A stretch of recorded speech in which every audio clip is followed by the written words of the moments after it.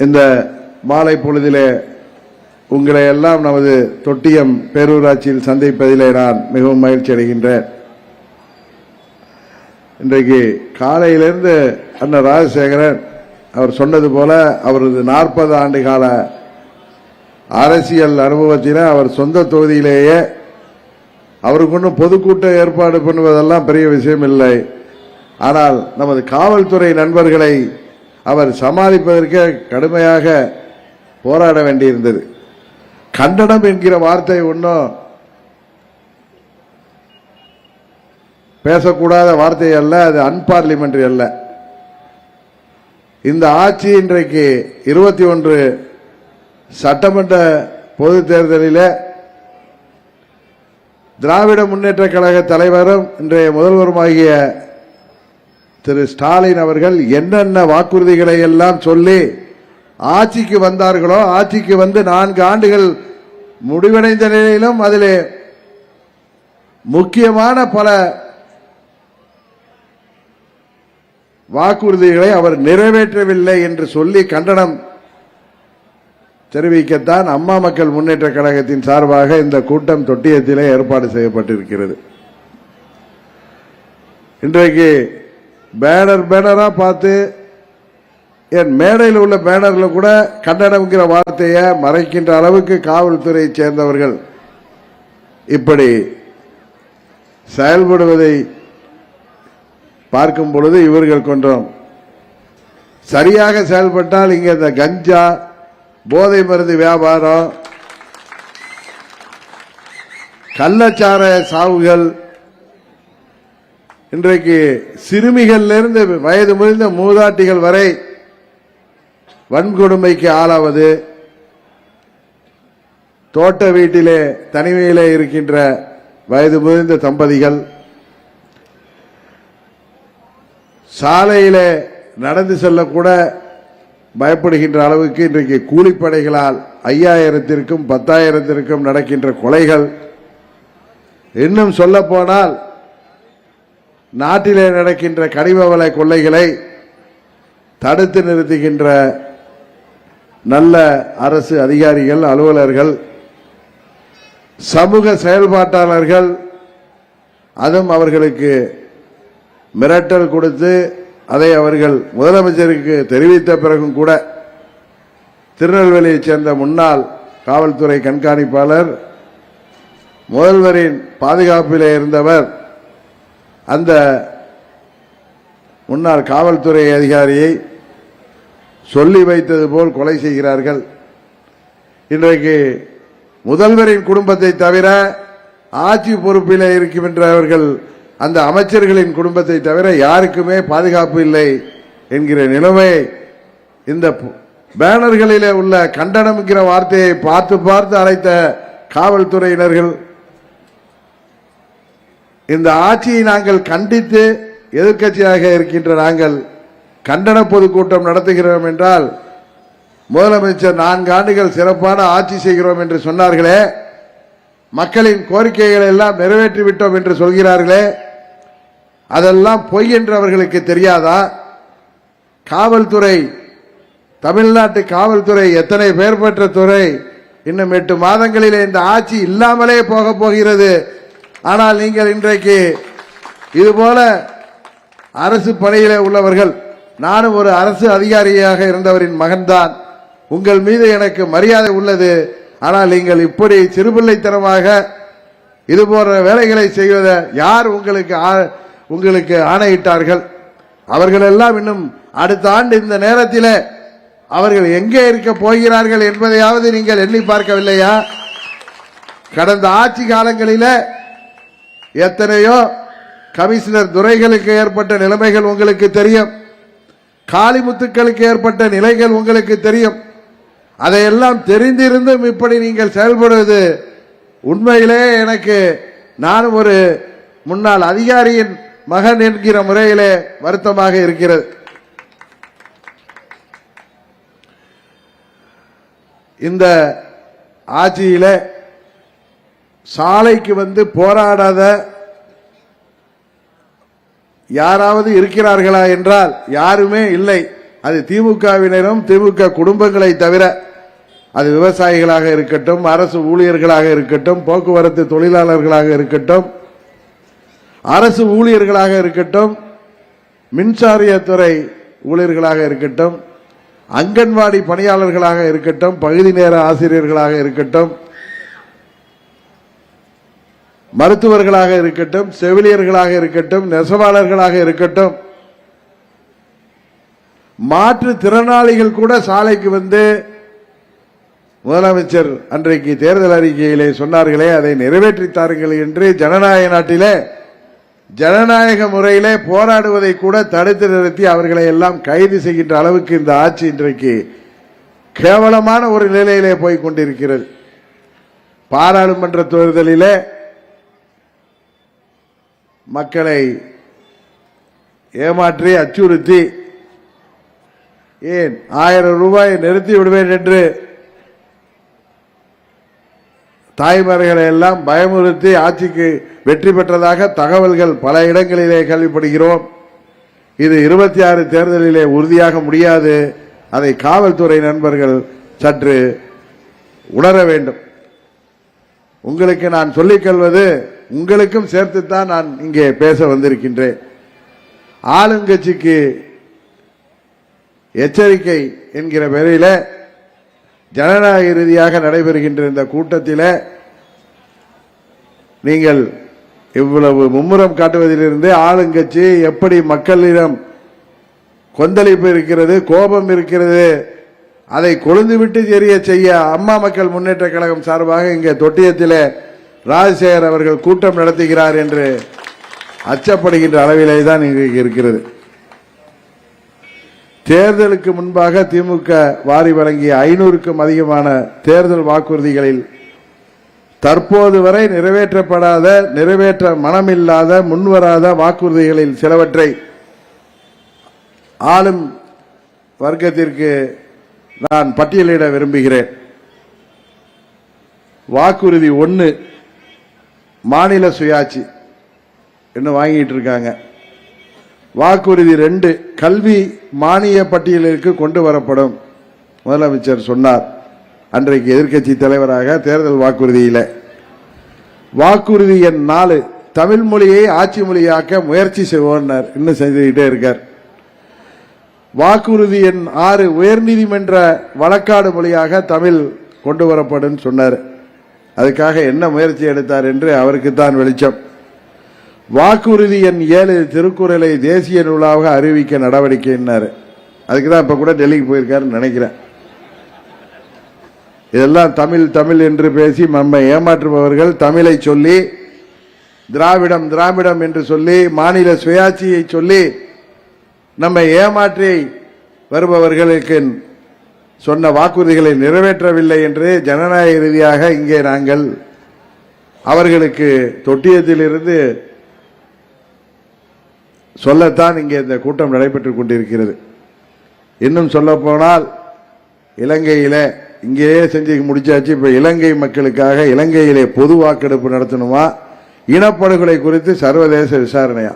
அப்ப படுகொலை பண்ணதே அப்போது இங்க அந்த ராஜபக்சேவுக்கு உதவி செய்தது இவர்கள் ஆட்சி பொறுப்பிலே கூட்டணியிலே இருந்த 2004 14 வரை மத்தியில் ஆட்சி செய்த காங்கிரஸ் அரசாங்கம் தான் உதவி செய்தது என்பது எல்லோருக்கும் தெரியும்.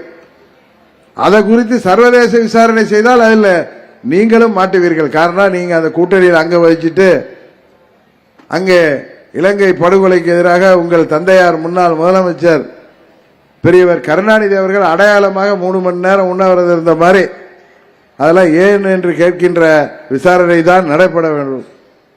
அதுபோல ஈழத்தமிழர்களுக்கு இந்திய குடியுரிமை, இங்கே குடியுரிமை பெற்றவர்களுக்கு இங்கே உள்ள தமிழ்நாட்டில் வாழ்கிற மக்களுக்கே நீங்க அல்வா கொடுக்கிறப்ப அவங்களுக்கு வேற நீங்க குடியுரிமை வாங்கி தருவீங்களா? தமிழ்நாட்டின் கடன் சுமை குறைக்கப்படும். இவர் 2021 ஆட்சிக்கு வந்த பொழுது நான் எல்லாம் புள்ளி விவரத்தோட தான் சொல்றேன், நீங்க எடுக்கிறவங்க கரெக்டா எடுத்துங்க. இன்றைக்கு இந்தியாவிலேயே அதிக கடன் வாங்கும் மாநிலங்கள்ல தொடர்ந்து தமிழகம் முதலிடம் வைத்து வருகிறது. இது ரிசர்வ் வங்கியின் தகவல். தமிழக அரசின் கடன் சுமையை குறைப்போம் என வாக்குறுதி அளித்து ஆட்சிக்கு வந்த திமுக அதற்கு நேர்மாறாக 4 லட்சம் கோடியாக இருந்த கடனை கடந்த 4 ஆண்டுகளில் 9 லட்சத்திற்கு அதிகமாக உயர்த்தி இருக்கிறது.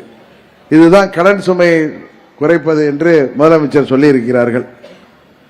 அது சொல்ல போனா இன்னும் டீட்டெயிலா சொல்லணும்னா 21-22 4,56,000 கோடியாக இருந்தது. 22-23 இவர்கள் ஆட்சியில் 6,53,000 கோடியாகவும் 23-24 7,26,000 கோடியாகவும் 24-25 8,33,000 கோடியாகவும் 25-26 9,29,000 கோடியாக கணிக்கப்பட்டிருக்கிறது இவர்கள் ஆட்சி பொறுப்பை விட்டு இறங்கும் பொழுது என்கிற தகவல்களைத்தான் நான் உங்களுக்கு ஞாபகப்படுத்த விரும்புகிறேன். அதுபோல வருமானத்திற்காக விவசாயிகளுக்கு புதிய வாய்ப்புகளை உருவாக்கி தருவேன்னு சொன்னாங்க. என்ன உருவாக்கி தந்திருக்காங்கன்னு விவசாயிகள் தான் அதை சொல்ல வேண்டும். வேளாண் விளைபொருட்களுக்கு தகுந்த விலை தரப்படும் வாக்குறுதி எண் 32 சொன்னார் முதலமைச்சர். அதுபோல திமுக தேர்தல் வாக்குறுதியில் சிறு குறு விவசாய கடன்கள் தள்ளுபடி செய்யப்படும் சொன்னார். செய்யப்படி செய்திருக்கிறாரா என்று நீங்கள் தான் சொல்ல வேண்டும். அதுபோல கரும்பு விவசாயிகளுக்கு உடனடியாக நிலுவைத் தொகை பெற்றுத் தருவார். உணவுப் பொருட்களுக்கு குறைந்தபட்ச ஆதார விலை நிர்ணயிக்கப்படும் சொன்னார். இயற்கை வேளாண்மைக்கு தனிப்பிரிவு அமைக்கப்படும் என்றும் தேர்தல் வாக்குறுதியில் முதலமைச்சர் அன்றைக்கு எதிர்க்கட்சி தலைவராக சொன்னார். வாக்குறுதி எண் 38 இயற்கை வேளாண்மைக்கு இடுபொருள் மானியம் கொடுக்கப்படும் என்றார். நீர்நிலைகள் முறையாக பராமரிக்கப்படும் என்று வாக்குறுதியை 40 சொன்னார். சொட்டு நீர் பாசனத்திற்கு 90% மானியம் கொடுக்கப்படும் என்றார்கள். 100 நாள் வேலை 150 நாட்களாக உயர்த்தப்படும் என்றார்கள். விளைநிலங்கள் பாதுகாக்கப்படும் சொன்னாங்க. இன்றைக்கு விளைநிலங்கள் எல்லாம் அரசாங்கமே இன்றைக்கு விமான நிலையத்திற்கும் அங்கே அவர்கள் கையகப்படுத்துகின்ற அந்த மக்கள் போராடினாலும் அவர்களை தூக்கி வெளியே கைது செய்கின்ற அளவிற்கு தான் இந்த ஆட்சி நடந்து கொண்டிருக்கிறது. வாக்குறுதி எண் 43 விளைநிலங்கள் பாதுகாக்கப்படும் என்று சொன்னார்கள். வாக்குறுதி 44 விவசாயிகளுக்கு தடையின்றி மும்முனை மின்சாரம் வழங்கப்படும் என்றார்கள். திமுக ஆட்சிக்கு வந்தாலே மின் தட்டுப்பாடு ஏற்படும் என்பது தொடர்ந்து நடைபெற்று வருகிறது. அதுபோல கிருஷ்ணகிரியில தோட்ட பல்கலைக்கழகம் தொடங்கப்படுவதாக சொன்னார். டிகே தொடங்கியிருக்காங்களா? இல்ல. மதுரையில் வேளாண்மை பல்கலைக்கழகம் என்ன டேவிட் வேளாண்மை பல்கலைக்கழகம் ஏற்கனவே இருக்கு, புதுசா ஒண்ணு கொண்டு வர்றாங்களா? நியாய விலை கடைகளில் மூலம் பனை வெல்லம் பதநீர் இறக்கி விற்பனை செய்ய நடவடிக்கை.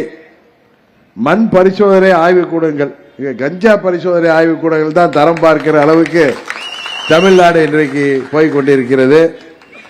ரேஷன் கடைகளில் நாட்டு சர்க்கரை வெல்லம் நியாயமான கிடைக்க வேண்டிய பொருட்களே கிடைக்கல. இதுல நாட்டு சர்க்கரையும் வெல்லம் வேற கொடுக்க போறாரு. அவரு நல்ல அல்வா தான் கொடுக்கிறார். வேளாண்மை உயர் தொழில்நுட்ப தொழிலாக மாறுமா? வேளாண்மையை பார்க்க விட மாட்டீங்களா நீங்க? இதுல எங்க உயர் தொழில்நுட்ப அதில் கொண்டு வர போறீங்க? காவிரி டெல்டா கால்வாய்கள் தூர்வாரப்படும். என்னங்க பேருக்கு இப்ப தண்ணி வரும்ல, ஜூன் 12ன்னா இப்ப இந்த கோழி சீக்கிரம் மாதிரி சீச்சு விட்டு போயிடுவாங்க, அவ்வளவுதான். காவிரி குண்டாறு இணைப்பு திட்டம் எல்லாம் அது எல்லாம் பேப்பர்ல இருக்கு. தரைப்பாலங்கள்லாம் உயர்மட்ட பாலங்களாக்க முடியுமா? இப்ப கூட அந்த நெடுஞ்சாலைத்துறை அமைச்சர் வேலு, அவர் மாவட்டத்திலே 2 மாதத்துக்கு முன்னாடி மழை வெள்ளத்திலேயே தொடர்ந்து 3 மாசம் ஆன பாலமே 15 கோடி ரூபாய் பாலமே காணாம போயிட்டு இவங்க தரைப்பாலங்களை உயர்மட்ட பாலங்களாக்க போனாரா? இதை கண்டிச்சு பொதுக்கூட்டம் போட்டுனா அதுல கண்டனம்னு இதை ஒட்டிட்டா போதுமா? அந்த பூனை கண்டம் முடிட்டுனா ஊரு இருண்டுன்னு சொல்லுவாங்களே. இப்ப பேப்பர்ல எல்லாம் விளம்பரம் கொடுத்திருக்காரு, அதை போய் நிறுத்த முடிஞ்சு அவங்களால. இதே ராஜசேகர் பேர்ல பத்திரிகையில விளம்பரம் வந்திருக்கு, அதை போய் தடுத்து இருக்கணும் நீங்க. ஏரி குளங்களை பாதுகாக்க சிறப்பு திட்டமா 2000 கோடி செலவில் 200 தடுப்பணைகளா இனிமேதான் கட்ட போறாங்க. இந்த 1 வருஷத்துக்குள்ளார கட்டி முடிச்சிருவாரு முதலமைச்சர் நினைக்கிறோம். சென்னையில் உள்ள ஆறுகளுக்கெல்லாம் பாதுகாப்புக்கு 5000 கோடியா? என்ன செந்தமிழன் கரெக்டா வந்திருக்கீங்க, ஆறுகளுக்கெல்லாம் பாதுகாக்கிறதுக்கு. சரி, தென்னக நதிகளை இணைக்க திட்டுமா? கூரை ஏறி கோழி, அது என்ன சொல்லுவாங்க, கூரை ஏறி கோழி பிடிக்க முடியாதவங்க கோபுரத்தில் ஏறி வைகுண்டம் போற கதையா? இங்க இருக்கிற காவிரி குண்டாறு இணைப்பே நடக்கல, இதுல தென்னக நதிகள் எல்லாம். இன்னும் அவர் இந்தியாவோட பிரைம் மினிஸ்டர் நினைப்பா இல்ல சவுத் இந்தியன் பிரைம் மினிஸ்டர் தெரியல. கச்சத்தீவை திரும்ப பெறுவதற்கான முயற்சிகளா?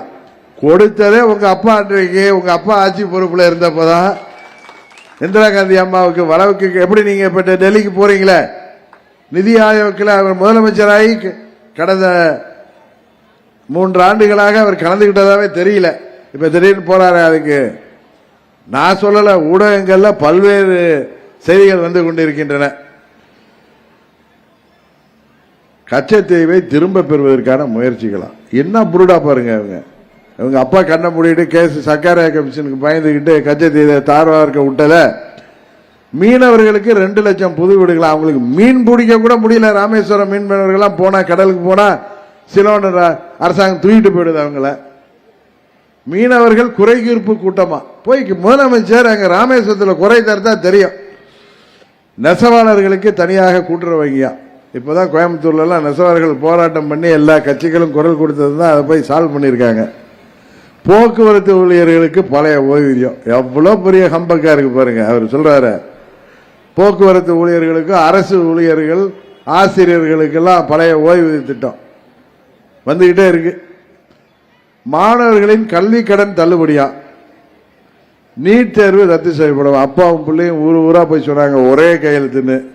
ஆனா இன்னைக்கு இப்ப கூட சொன்னார முன்னாள் அமைச்சர் பொன்முடியோட பேரன் கூட இன்னைக்கு நீட் தேர்வு எழுத போய் ஒழுங்கா போயிட்டாரு. ஏன்னா நீட் தேர்வு எல்லாம் சுப்ரீம் கோர்ட் ஆர்டர் படி அதை ரத்து செய்ய முடியுமாங்கிறது யாருக்குமே தெரியாது. அதை ஒரு சரியான அரசாங்கம் தமிழ்நாட்டில் 26ல் நமது கூட்டணி அரசாங்கம் வந்தால்தான் அதற்கு விடிவு கிடைக்க வழி இருக்கிறது. விழிவு கிடைக்குன்னு சொல்ல, விழி கிடைக்க வழி இருக்கிறதுன்னு தான் சொன்னேன். நான் இது மாதிரிலாம் நமது கூட்டணி வெற்றி பெறணுங்கிறதுக்காக இது மாதிரிலாம் புருடா விட்டுட்டு நாளைக்கு உங்க முன்னாடி வர முடியாது. முதல் தலைமுறை பட்டதாரிகளுக்கு வேலை வாய்ப்பில் முன்னுரிமையா? அரசுல வேலை வாய்ப்பே இன்றைக்கு காலி பணியிடங்களை நிரப்பாம எப்படியெல்லாம் இந்த ஆட்சியாளர்கள் அதையெல்லாம் இன்றைக்கு தள்ளி போட்டுக் கொண்டிருக்கிறார்கள். இதில் முதல் தலைமுறை பட்டதாரிகளுக்கு வாக்குறுதி எண் 179 வேலை வாய்ப்பில் முன்னுரிமை.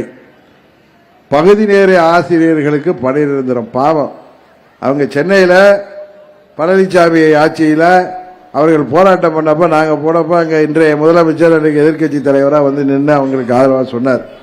ஆனா அவங்க இப்பெல்லாம் பகுதி நேர ஆசிரியர்கள்லாம் போராட்டம் பண்ணா அவர்கள் எல்லாம் மிரட்டப்பட்டு கைது செய்யப்பட்டதுதான் மிச்சம். 3.5 லட்சம் அரசு காலியிடங்கள் நிரப்பப்படும். முதல் தலைமுறை பட்டதாரிகளுக்கு வேலை வாய்ப்புன்னு ஒன்று, வாக்குறுதி 187 3.5 லட்சம் அரசு காலி பணியிடங்கள் நிரப்பப்படும். அதுக்கான தேர்வே வைக்கல, காலி பணியிடங்கள் வைக்கல. இது மாதிரி ஒரு வாக்குறுதியே சொல்லி மக்களை ஏமாத்துறீங்கன்னு தானே சொல்ல முடியும். பட்டாசு தொழிலை பாதுகாக்க நடவடிக்கை போயிட்டு வந்தார். விருதுநகரில் போய் போஸ்ட்லாம் கொடுத்துட்டு வந்தாருங்க. ஒன்றும் இல்லை, அதுக்கான எந்த ஒரு நடவடிக்கையுமே இல்லை. அதுக்கப்புறமும் பட்டாசு தொழிற்சாலையில வெடி விபத்து பல பேர் உயிர் இருந்து தான் இருக்காங்க. அனைத்து தேவைகளுக்கும் தடையற்ற மின்சாரமா? இன்னைக்கு வீடுகளுக்கு மின்சாரமே எவ்வளவு கட் பண்றாங்க. மாதந்தோறும் மின் கணக்கீடு முறையா? எப்படி ஏமாத்துறாங்க பாருங்க. மாதந்தோறும் மின் கணக்கீடு. இன்னைக்கு மின்சார கட்டணத்தை 3வது முறைன்னு நினைக்கிற உயர்த்திட்டு ஒரே எதிர்ப்பு வந்தது வீடுகளுக்கு கிடையாதுன்னு அமைச்சர், அந்த துறை அமைச்சரோ யாரோ வந்து அதுக்கு மறுப்பு சொல்றாங்க. ஆனா வியாபார நிறுவனங்களுக்கும் தொழிற்சாலைக்கு ஏற்றினா அந்த விலை உயர்வு திரும்பவும் பொதுமக்கள் தலையில தானே வந்து விழும். குடும்ப அட்டை விண்ணப்பித்த 15 நாட்கள்ல கிடைக்குமா? குடும்ப அட்டைக்கு தலா 3 LED பல்பா. நம்மளுக்கு பல்பு கொடுக்குறாங்க, 3 பல்பு கொடுக்குறேன்னு. நியாய விலை கடைகளில் மீண்டும் உளுத்தம் பருப்பு. தனியார் துறையில பழங்குடியினருக்கு இட ஒதுக்கீடு. மாற்றுத்திறனாளிகளுக்கு ஸ்மார்ட் கார்டு. பாவம், மாற்றுத்திறனாளிகள்லாம் ரோட்ல போராடி பாவமா இருக்கு. அவங்களெல்லாம் கைது பண்ணி காவல்துறை வேன்கள் ஏற்றுறது தான் பார்க்கிறோம். அரசு ஊழியர்களுக்கும் மீண்டும் பழைய ஓய்வூதியம், மீண்டும் ஒரு அல்வா. அரசு ஊழியர்களின் சம வேலைக்கு சம ஊதியம். 500 இடங்களில் கலைஞர் உணவகமா? ஏற்கனவே அம்மா அவர்கள் ஆட்சியில கொண்டு வந்த உலக நாடுகள் எல்லாம் பாராட்டுகின்ற ஏழை எளிய மக்களுக்கு, குறிப்பாக தினமும் தொழிலாளர்களுக்காக தரமான அதே நேரத்தில் நியாயமான விலையில தமிழ்நாடு முழுவதும் நடந்து வந்த நமது அம்மா உணவகங்களை எல்லாம் முறையாக பராமரிக்காமலேயே, அதுக்கு போதிய நிதியை ஒதுக்காமலே மூடு விழா நடத்திவிட்டு இன்னைக்கு அவங்க அப்பா பேர்ல உணவகமா, அதனால நடத்தல. இன்னும் அந்த ஸ்டிக்கர் ஊட்டுற வேலையினாலும் பண்ணுங்க. ஆட்சியை விட்டு போறதுக்கு முன்னாடி நெடுஞ்சாலையில் அவசர சிகிச்சை மருத்துவமனை படிப்படியாக மது விலக்கு மேற்கொள்ளப்படுமா? படிப்படியாக. இன்றைக்கு மணமகிழ் மன்றங்கள்லாம் அங்க நெடுஞ்சாலை துறைகள்ல மதுக்கடைகளை மூடிட்டு பார்களை வெவ்வேறு பேர்ல திறக்கிறதுக்கு அனுமதி. எரிவாயில் இயங்கும் புகையில்லா பேருந்துங்களா, பஸ்ல பயணமே செய்ய முடியல, எல்லாம் புடிட்டு ரோட்ல விழுவுற மாதிரி நிலைமை. சென்னையில் பிரம்மாண்ட விளையாட்டு நகரமா, ஜல்லிக்கட்டு காலை வளர்ப்போருக்கு ஊக்கத்தொகையா, தமிழ்நாட்டில் மீண்டும் சட்டமன்ற மேலவையா, மேலதான் பார்க்கணும் மேலவைக்கு, தமிழக சட்டப்பேரவை நிகழ்ச்சிகளை நேரலையில வேற ஒளிபரப்பு செய்யறாங்களா, ஆண்டுக்கு 100 நாட்கள் சட்டமன்ற கூட்டத்தொடரா, மக்களின் பிரச்சனைகளுக்கு 100 நாட்கள்ல தீர்வா, வாக்குறுதிகளை நிறைவேற்றவே 4 ஆண்டு ஆகிய நிறைவேற்றாம ஏமாற்றிட்டு இருக்கிற ஆட்சியில மக்களின் பிரச்சனைகளுக்கு 100 நாட்களை தீர்வு. தொகுதி வாரியாக மக்கள் குறை கேட்பு முகாம்களா, நிர்வாக வசதிக்காக இன்னும் மாவட்டங்கள் எல்லாம் பிரிக்கிறாங்களா, அனைத்து காவலர்களுக்கும் வார விடுமுறையா. இன்றைக்கு சின்சியரா இந்த இதெல்லாம் பேனர்ல எல்லாம் ஒட்டியிருக்காங்களா, அந்த காவலர்களுக்கு வார விடுமுறை கிடைக்குதான்னு அவங்கள தான் கேட்கணும். காவலர் பணியிடங்கள் ஆண்டுதோறும் நிரப்பப்படுமா?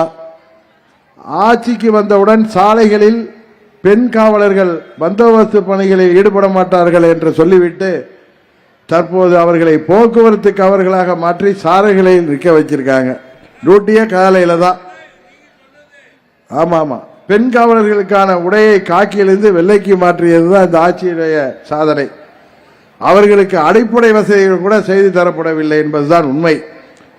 பெருநகரங்களில் அடுக்குமாடி கார் நிறுத்தம், அரசு தேர்வாணையத்தில் வெளிப்படைத்தன்மையா, சொத்து வரி அதிகரிக்கப்பட மாட்டான்னு சொல்லிட்டு 150% மேல் சொத்து வரி உயர்த்தப்பட்டு இன்றைக்கு உள்ளாட்சிகள்லையுமே குடிசை வீடுகள் கூட வரியை உயர்த்துகின்ற அளவுக்கு செய்திகள் வந்து கொண்டிருக்கிறது. மாதத்தின் முதல் நாளே முதல்வர் ஆய்வு கூட்டம் போடுவாராம். எரிவாயு சிலிண்டருக்கு மாதம் 100 ரூபாய் மானியம்னாங்க. ஏதாவது கொடுக்கிறாங்களா? இன்னும் சொல்ல போனா ஒவ்வொரு ஆண்டும் 10 லட்சம் புதிய வேலை வாய்ப்புகளை உருவாக்கணும் முதலமைச்சர் சொன்னாரு. எங்க உருவாக்கி இருக்காருன்னு தெரியல. தமிழ்நாட்டில் இன்றைக்கு கூலிப்படைகள் தான் உருவாகிட்டு இருக்கு அதிகமா. அனைத்து ஊராட்சிகளிலும் முன்மாதிரி பள்ளிகள், முன்மாதிரி மருத்துவமனைகள், தரமான கல்வியும் மருத்துவமும் இலவசமாக வழங்கப்படும். 36 லட்சம் வீடுகளுக்கு புதியதாக குடிநீர் குழாய் இணைப்பு. இவை எல்லாம் தேர்தலுக்கு முன்பாக திமுக தேர்தல் அறிக்கையில் இடம்பெற்றிருந்த வாக்குறுதிகள் மட்டுமே.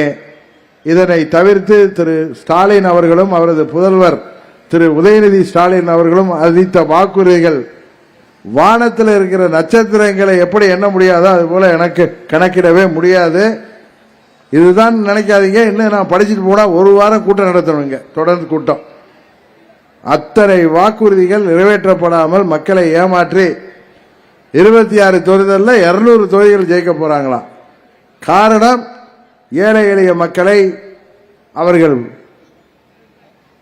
வாங்கிவிடலாம் என்று நினைத்து அவர்கள் இப்படியெல்லாம் பேசி வருகிறார்கள். இந்த முறை 26ல் நீங்கள் உறுதியாக திமுக ஆட்சிக்கு சம்மட்டேடி கொடுப்பீர்கள் என்பது எங்களுக்கு தெரியும். தொடர்ந்து அவர்கள் ஆட்சி பொறுப்பில் எப்பயுமே நீங்க வச்சதில்லை. புரட்சி தலைவர் காலத்தில் 13 ஆண்டு அந்த பக்கமே வர முடியல. சகோதரர் ராஜசேகர் சொன்னபோது ஜார்ஜேன்னு பிரிஞ்சிருந்ததுனால 1 வருஷம் ஆட்சியில் இருந்தாங்க. 2 வருஷத்தில் இந்திய இறையாண்மைக்கு எதிராக செயல்பட்டதால் ஆட்சி கலைக்கப்பட்டு 91 அம்மா அவர்கள் ஆட்சி வந்தது. அது நல்லதொரு ஆட்சியாக இருந்தாலும் அன்றைக்கு அம்மா அவர்களுக்கு எதிராக திமுக செய்த பொய் பிரச்சாரத்தால் ஆட்சி போனது. 96 2001 ஆட்சி எப்படி போனது என்று உங்களுக்கு தெரியும். மீண்டும் அம்மா அவர்கள் ஆட்சி, அதற்கு பிறகு 2006 திமுகவின் மைனாரிட்டி ஆட்சி, அதுக்கப்புறம் 11க்கு அப்புறம் வரவே முடியவில்லை. இப்பொழுது 21 10 ஆண்டுகள் கழித்து திருந்தி இருப்பார்கள் என்று அவர்களுக்கு வாக்குறுதிகளை கொடுத்ததை நிறைவேற்றி தருவார்கள் என்று சொல்லி இந்த மக்கள் வாக்களித்தார்கள்.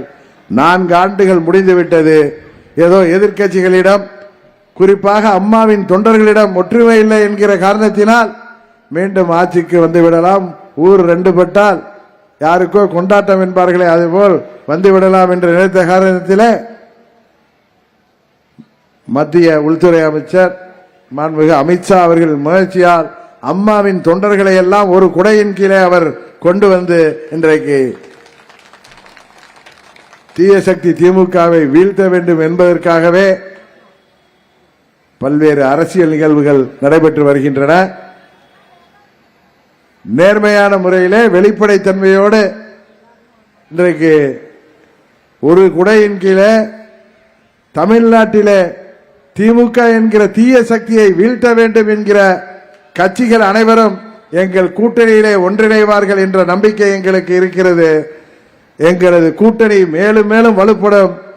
உறுதியாக 26 இந்த தீய சக்தி என்று புரட்சி தலைவரால் அடையாளம் காட்டப்பட்ட திமுக ஆட்சி மக்களை ஏமாற்றுகின்ற ஆட்சி, மக்களை வாட்டி வதைக்கின்ற ஆட்சி. இவர் மத்தியில் ஆள்கின்ற தொடர்ந்து 10 ஆண்டுகள் நல்லாட்சி கொடுத்து 3வது முறையாக இந்தியாவின் ஆட்சி பொறுப்பிலே வந்திருக்கின்ற பிரதமர் மோடி அவர்களை பார்த்து பாசிச ஆட்சி என்கிறார். தமிழ்நாட்டிலே நடைபெற்றுக் கொண்டிருப்பது ஒரு கொடுங்கால் ஆட்சி என்பதை 26 உறுதியாக நாங்கள் நிரூபிப்போம். நீங்கள் சீப்பை ஒழித்து வைத்துக் கொண்டால் கல்யாணம் என்றைக்கும் நிற்காது. உங்களது சின்ன புத்தியை விட்டுவிட்டு நீங்கள் காவல்துறையை அவர்களை சுதந்திரமாக செயல்பட விட்டு சட்டம் ஒழுங்கு இன்றைக்கு சந்தி சிரித்து கிடக்கிறது. சிறு பெண் குழந்தைகள் முதல் வயது முதிர்ந்த மூதாட்டிகள் வரை இன்றைக்கு வெளியிலே தனியாக செல்வதற்கு அச்சப்படுகின்ற அளவுக்கு வன்கொடுமைகள் நடைபெற்று வருகிறது. எங்கு பார்த்தாலும் கஞ்சா, போதை மாத்திரைகள், போதை சாக்லேட்டுகள் என்று மாணவர்களை குறிவைத்து போதை மருந்து வியாபாரம் நடைபெற்று வருகிறது. போதை மருந்துக்கு அடிமையாகின்ற மாணவர்கள் அவர்கள் மற்றவர்களை தாக்குகின்ற அளவுக்கு ஆசிரியர்களையும் சக மாணவிகளையும் தாக்குகின்ற அளவுக்கு இன்றைக்கு நிலைமை இருண்ட ஒரு சூழ்நிலையை நோக்கி சென்று கொண்டிருக்கின்றது. எனவே இந்த ஆட்சியாளர் இருக்கின்ற 8 மாதங்களாவது தமிழ்நாட்டு மக்களுக்கு சொன்ன வாக்குறுதிகளில் ஏதாவது சிலவற்றையாவது நிறைவேற்றிவிட்டு அவர்கள் விலகி செல்ல வேண்டும் என்று இந்த நேரத்தில் அவர்களை இந்த ஆட்சிக்கு நான் மீண்டும் இந்த தொட்டியத்திலிருந்து சொல்லிக்கொண்டு, இந்த பொதுக்கூட்டம் இதுபோல இந்த தேர்தல் வாக்குறுதிகளை நிறைவேற்றாத இந்த மக்கள் விரோத ஆட்சியின் போக்கை கண்டிக்கின்றவரமாக தமிழ்நாட்டிலே அனைத்து மாவட்டங்களுக்கும் நானே சென்று அங்கே அம்மா மக்கள் முன்னேற்ற கழகத்தின் சார்பாக பொதுக்கூட்டங்கள் வாயிலாக மக்களுக்கு இதை மேலும் எடுத்துரைப்போம். நீங்கள் உங்கள் வாக்குறுதிகளை நிறைவேற்றி தவறுவதை நாங்கள் ஜனநாயக ரீதியாக எடுத்துரைப்போம். அது எங்களது கடமை என்று சொல்லி இந்த தொட்டியம் கூட்டம் தொடக்கம்தான் என்பதை மாத்திரம் அவர்களுக்கு சொல்லி, தமிழ்நாடு முழுவதும் அனைத்து வருவாய் மாவட்டங்களிலும் எங்களது பயணம் தொடரும்.